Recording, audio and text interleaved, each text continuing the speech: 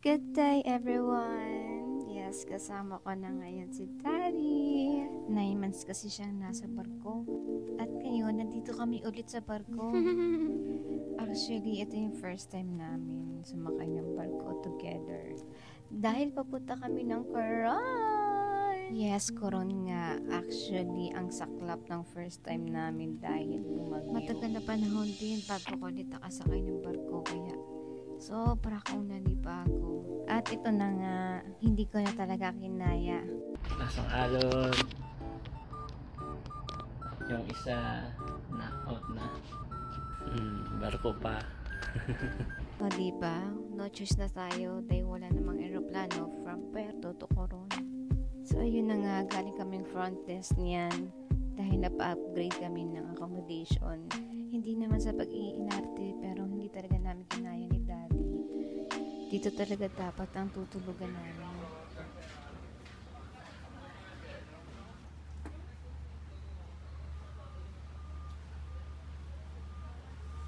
At ito na nga yung room na pina-upgrade namin.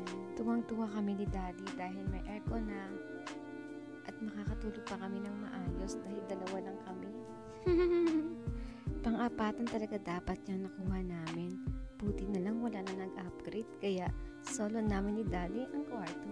3 AM na nga pala ng madaling araw kaya matutulog na kami.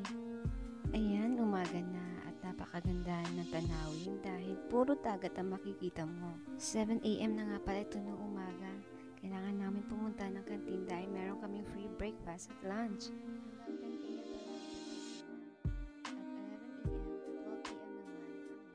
Pero sayang nga lang hindi namin nagamit yung free lunch kasi nahihilo at nasusukan na kami dahil sa sobrang lakas ng alon.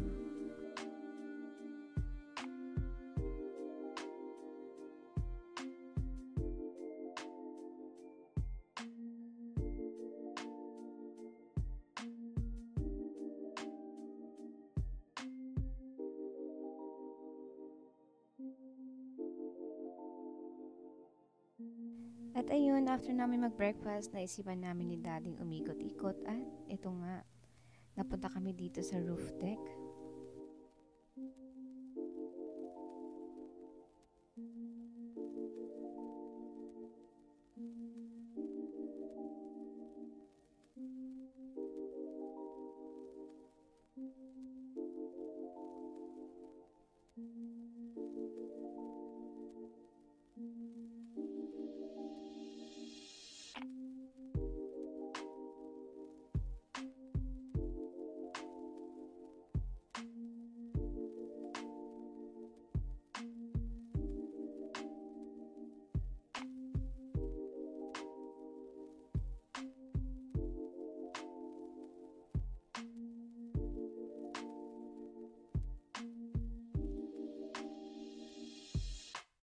Yes, and finally, nandito na kami sa Port ng Coron.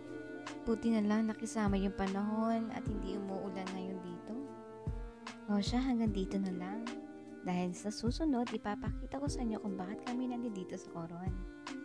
Salamat sa panonood. Bye!